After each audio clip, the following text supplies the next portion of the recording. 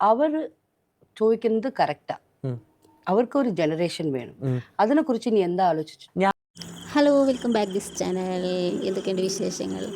അപ്പോൾ നിങ്ങളിപ്പോൾ കേട്ടത് നമ്മൾ ജാസിയും ഷക്കീല ചേച്ചിയുമായിട്ടുള്ള അഭിമുഖമായിരുന്നു. അപ്പോൾ ഷക്കീല ചേച്ചി ഒരുപാട് ചോദ്യങ്ങൾ ചോദിച്ച് മുട്ട് കുത്തിപ്പിച്ചിട്ടുണ്ട് നമ്മൾ ജാസി ഇട്ട് വട്ടം കറക്കുമായിരുന്നു. ജാസി പല ഉത്തരങ്ങളും മുട്ടിയാണ് പറയുന്നത്. എന്തായാലും ജാസിയും ഷക്കീല ചേച്ചിയുമായിട്ടുള്ള അഭിമുഖം നമുക്കൊന്ന് കുറച്ച് ഭാഗങ്ങൾ ഇതിലൊന്ന് ഉൾപ്പെടുത്തിയിട്ടുണ്ട്. അപ്പോൾ അതൊക്കെ ഒന്ന് കേട്ട് നോക്കാം. അപ്പോൾ ജാസി ഇനി അടുത്ത തീരുമാനം എന്താണെന്നും ആഷിക്കൊരു ജനറേഷൻ വേണ്ടേ എന്നൊക്കെ ചോദിക്കുന്നുണ്ട്. പല ചോദ്യങ്ങളും ചോദിച്ച് ഷക്കീല ചേച്ചി ഉത്തരം മുട്ടിച്ചിട്ട് ജാസി ലാസ്റ്റ് ആയപ്പോൾ കുഴങ്ങിക്കണം. എന്തായാലും നമുക്കതൊക്കെ ഒന്ന് വാച്ച് ചെയ്ത് നോക്കാം. ആഷിനിക്ക് ഫുഡ് കൊടുക്കാണ്ട് ഞാൻ ഫുഡ് കഴിക്കുമെന്ന്, ആഷിന് മുമ്പിൽ വെച്ച് ഞാൻ ഫുഡ് കഴിക്കും, അവന് ഫുഡ് കൊടുക്കില്ല എന്ന് പറഞ്ഞിട്ട്. അപ്പോൾ എനിക്ക് ഭയങ്കര വിഷമം.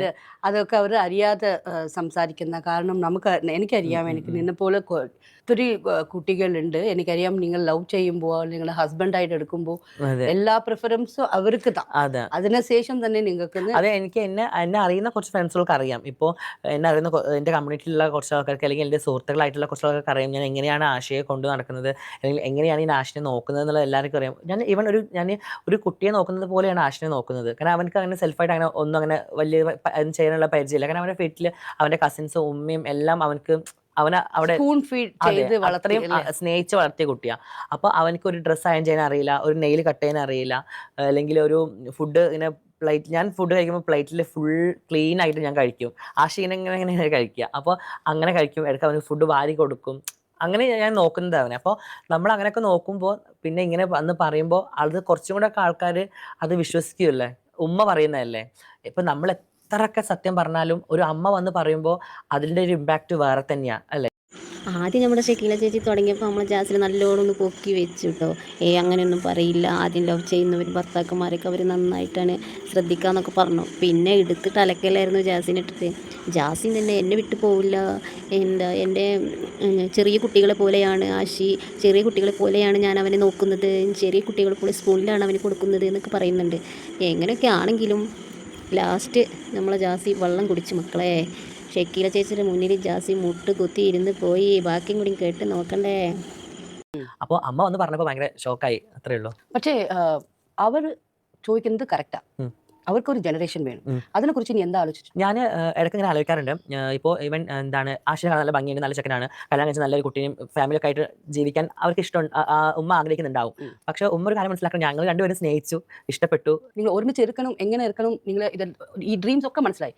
പക്ഷേ ഓക്കെ, അവരുടെ അമ്മേനെ വിട്, അവനൊക്കെ നാളെ ഒരു കുട്ടി വേണ്ടേ, അവന്റെ ജനറേഷൻ വേണ്ടേ. അപ്പൊ അതിന് നമുക്ക് എന്ത് ചെയ്യാനെന്ന് ആലോചന. ഞാൻ അതിനെക്കുറിച്ച് വലിയ ആലോചന ഞാൻ ആഷിനോട് പറയുന്നത്, നിനക്ക് അങ്ങനെ ഫീൽ ഒരു വിഷമമുണ്ടോ? ഇപ്പം ഞങ്ങൾ ചോദിക്കാറുണ്ട് അങ്ങോട്ട് ഓപ്പണായിട്ട്. നിങ്ങളുടെ ലവ് എത്ര വർഷം? ഇപ്പോൾ ഞങ്ങൾ ഇപ്പോൾ 8-9 വർഷത്തോളമായി. അതിന് വീട്ടിലേക്ക് അറിഞ്ഞു വന്നിട്ട് ഇപ്പോൾ കുറച്ചായിട്ടുള്ളൂ. മുമ്പ് ഞങ്ങൾ സ്നേഹത്തിലായിരുന്നു. ആ സമയം പേടിയായിരുന്നു, വീട്ടിൽ പറയാനൊക്കെ പേടി ഉണ്ടായിരുന്നു. ഞങ്ങൾ എങ്ങനെ ഇത് പറഞ്ഞു തുടങ്ങും, അല്ലെങ്കിൽ എങ്ങനെ അത് പറയുക എന്നുള്ളതൊക്കെ ഒരു പേടിയുണ്ടായിരുന്നു. പിന്നെ അതിന് ശേഷം ഞങ്ങൾ എല്ലാം ഓപ്പൺ ആക്കി എല്ലാവരും പറഞ്ഞു, ഞങ്ങൾ ഒരുമിച്ച് ദുബായിലൂടെ ചോദിച്ചില്ലേ നിനക്ക് എങ്ങനെ ആഗ്രഹം ഉണ്ടോ, നിനക്ക് ഒരു കുട്ടി വേണമെന്നൊക്കെ? ഞാൻ ചോദിക്കും ആഷിനോട്. ആഷ് പറയും എനിക്ക് അങ്ങനെ ഞാൻ തോന്നിയിട്ടില്ല, ഇവൻ നിന്നെ ഞാൻ സ്നേഹിക്കുന്നത്, നീ എന്നെ സ്നേഹിക്കുന്നത്, നമുക്ക് അങ്ങനെ ഒരു ഇത് തോന്നില്ല. ഇപ്പോൾ നീ എൻ്റെ കുട്ടി, ഞാൻ നിന്റെ കുട്ടി എന്ന് പറഞ്ഞ പോലെ ഇപ്പം നമുക്ക് അങ്ങനെ ഒരു കുട്ടീനെ വേണമെന്നെങ്കിൽ പിന്നെ നമുക്ക് പിന്നെ ഭാവിയിൽ എപ്പോഴെങ്കിലും ഒരു അഡോപ്ഷൻ അങ്ങനെയൊക്കെ നോക്കാം, അല്ലെങ്കിൽ അവൻ്റെ തന്നെ നമുക്ക് ചെയ്യാമല്ലോ. അങ്ങനെയൊക്കെ രീതിയിൽ കുറേ സംഭവം എന്താ ശാസ്ത്രം വളർന്നതാണല്ലോ. അപ്പം അങ്ങനെയൊക്കെ. പക്ഷെ എന്നാലും എനിക്ക് ആഗ്രഹമുണ്ട് ഇങ്ങനെ ആഷിയുടെ ഒരു കുട്ടീനെ, അവൻ്റെ ഭംഗിയുള്ളൊരു കുട്ടി, അതേ മുഖം അതൊക്കെയുള്ള കുട്ടീനെ കാണാൻ ആഗ്രഹമുണ്ട്. അങ്ങനെ പോയില്ലേ, ഏതാவது ഒരു ടൈമിൽ അവന് മാറിപ്പോയാലോ, അവനക്ക് ഇല്ല എനിക്കൊരു ഫാമിലി വേണം, എൻ്റെ അമ്മ വേണം, എൻ്റെ നീയും നിൽക്ക്, പക്ഷേ എനിക്ക് ഒരു വൈഫും എനിക്ക് കുട്ടിയും വേണമെന്ന് അവന് പെട്ടെന്ന് അങ്ങനെ പറഞ്ഞു പോയാലോ? ഞാൻ അക്സെപ്റ്റ് ചെയ്യില്ല. എനിക്ക് പറ്റില്ല. അങ്ങനെ അവർക്ക് തോന്നുകയാണെങ്കിൽ അവൻ പൊക്കോട്ടെ. അവർക്ക് ഒരു കുട്ടി വേണം, വൈഫ് വേണം. പൊക്കോട്ടെ എന്ന് പറഞ്ഞാൽ ആക്സെപ്റ്റ് ചെയ്യില്ല എന്ന് വെച്ചാൽ എങ്ങനെ? അത് ഇങ്ങനെ അവനൊരു വൈഫും കുട്ടികളും എല്ലാം, പിന്നെ അതിന്റെ കൂടെ ഞാനും ഒരു വൈഫായിട്ട് അവൻ്റെ കൂടെ നിൽക്കുന്നത്, അതിന് എനിക്ക് താല്പര്യമില്ല. അങ്ങനെയാണെങ്കിൽ അവന് പോവാം. കാരണം എനിക്ക് എന്നെ സ്നേഹിക്കുന്ന ആൾ വേറെ ആളെ സ്നേഹിക്കുന്നത് എനിക്ക് ഇഷ്ടമല്ല, അല്ലെങ്കിൽ എൻ്റെ കൂടെ നിൽക്കുന്ന ആൾ വേറെ ആളെ ബെഡ് ഷെയർ ചെയ്യുന്നത് എനിക്ക് ഇഷ്ടമല്ല. എനിക്കത് ഭയങ്കര പൊസസീവ്നെസ്. അപ്പോൾ ഷക്കീല ചേച്ചി ജാസിയോട് ചോദിച്ച നല്ലൊരു ക്വസ്റ്റ്യൻ കേട്ടോ.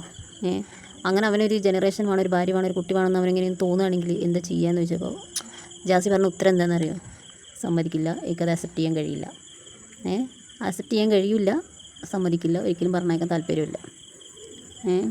അപ്പോൾ ഈ ആഷിനെ ഒരിക്കലും പറഞ്ഞേക്കാൻ ആൾക്ക് തീരെ താല്പര്യമില്ല. ഇതിന് നമ്മൾ ജാസിനെ മാത്രം കുറ്റം പറഞ്ഞിട്ടും കാര്യമില്ല കേട്ടോ. ആഷിക്ക് വേണമെന്നുണ്ടെങ്കിൽ ആഷിക്ക് പോവാം, ചെറിയ കുട്ടിയൊന്നുമല്ലോ. പക്ഷേ ചെറിയ കുട്ടീനെ പോലെയാണ് ജാസി വളർത്തുന്നതെന്ന് പറയുന്നുണ്ട് ആഷിനെ. അപ്പോൾ ഈ ചെറിയ കുട്ടി ഒരിക്കലും ഇട്ട് പോകാൻ സാധ്യതയില്ല പേടിച്ചിട്ടേ.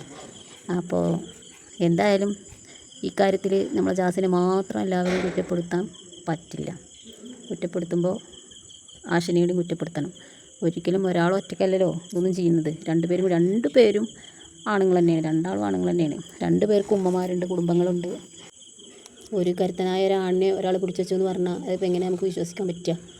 ഇത്രയും കരുത്തുള്ള ഒരാണല്ലേ, അവന് വേണ്ടാന്നുണ്ടെങ്കിൽ അവന് പുറത്ത് ഇറങ്ങാമല്ലോ, എപ്പോൾ വേണമെങ്കിലും ഇറങ്ങാമല്ലോ. പക്ഷേ അവൻ്റെ കൂടി സമ്മതത്തോടു കൂടിയാണല്ലോ ആഷിൻ്റെ കൂടെ അവൻ ജീവിക്കുന്നത്, ജാസിയുടെ കൂടെ അവൻ ജീവിക്കുന്നത്.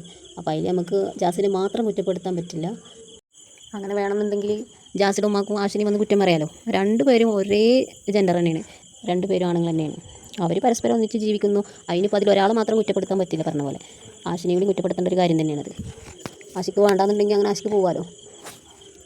2 പേരും ഒരുപോലെ തന്നെ അല്ലേ.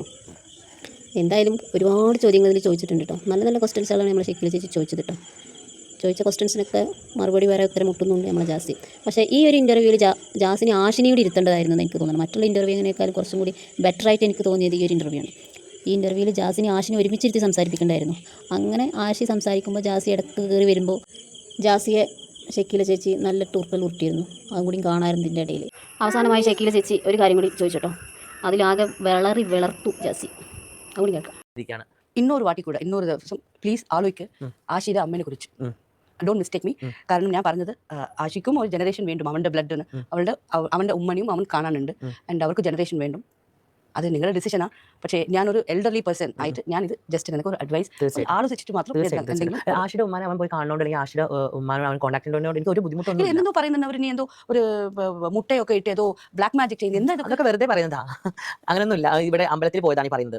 ഞാൻ ഓൾറെഡി എൻ്റെ ഫ്രണ്ട് ഉണ്ട്, അവളെ കൂടെ എൻ്റെ കരീഷ്മ, അവൾ അവിടുത്തെ ഭക്തിയാണ്. ഇതെങ്ങനെ അവർക്കറിഞ്ഞു? അത് ആഷ് പറഞ്ഞതാ. വീട്ടിൽ പോയല്ലേ ഇവനെ തള്ളി അടിച്ചാൽ തന്നെ നിനക്ക് കറക്റ്റ്. ഇവൻ എന്തിനാ പോയി ഇവൻ വീട്ടിൽ അത് ഞങ്ങൾ അന്ന് കരീഷ്മ വീട്ടിൽ ദുബായിൽ വന്ന സമയത്ത് അവളെ വീട്ടിൽ നിന്നത്. അപ്പോൾ അവളെ വീട്ടിൽ നിന്ന സമയത്ത് ഞങ്ങൾ ഇവിടെ പറഞ്ഞു ഇങ്ങനെ എനിക്ക് ഇവിടെ അമ്പലത്തിൽ പോകണം, നിങ്ങൾ വരുന്നതെന്ന് വെച്ചപ്പോൾ നമ്മൾ അവിടെ നമുക്ക് കയറാൻ പറ്റുമെന്ന് വെച്ചാൽ അവിടെ എല്ലാവരും വരാൻ കുഴപ്പമൊന്നുമില്ല. അപ്പോൾ ഞങ്ങൾ അവരെ കൂടെ ഫാമിലി ആയിട്ട് പോയതാണ്. അപ്പോൾ എനിക്ക് പൊതുവെ ഈ അമ്പലങ്ങൾ, ഈ പഴയ പള്ളികൾ, പഴയ അമ്പലങ്ങൾ, വിഗ്രഹങ്ങൾ കാണാൻ ഭയങ്കര ഇഷ്ടമുള്ള വ്യക്തിയാണ്. നന്നായിട്ട് വരയ്ക്കും ഞാൻ. അപ്പോൾ എനിക്ക് ഭയങ്കര ഇഷ്ടം ഈ അമ്പലങ്ങൾ കാണാൻ, അവിടുത്തെ കാര്യങ്ങളൊക്കെ അറിയാനൊക്കെ. അപ്പോൾ ഇതൊക്കെയാണ് കാര്യങ്ങൾ. ഇതിനു മുമ്പ് ആരും ഇങ്ങനെ ഒരു ഇൻ്റർവ്യൂ ചെയ്തിട്ടില്ല എന്നാണ് എനിക്ക് തോന്നുന്നത്. നല്ല നല്ല ചോദ്യങ്ങളായിരുന്നു ചോദിച്ചിരുന്നത്. ജാസിനെ വെള്ളം കുടിപ്പിച്ച ചോദ്യങ്ങൾ തന്നെയായിരുന്നു. എന്തായാലും എൻ്റെ വീഡിയോ ഇഷ്ടപ്പെട്ടാൽ ലൈക്ക് ചെയ്യാനും സബ്സ്ക്രൈബ് ചെയ്യാനും ഷെയർ ചെയ്യാനും മറക്കരുത്. ഇനി അടുത്തൊരു വീഡിയോ കാണുന്നവരേക്കും ബൈ.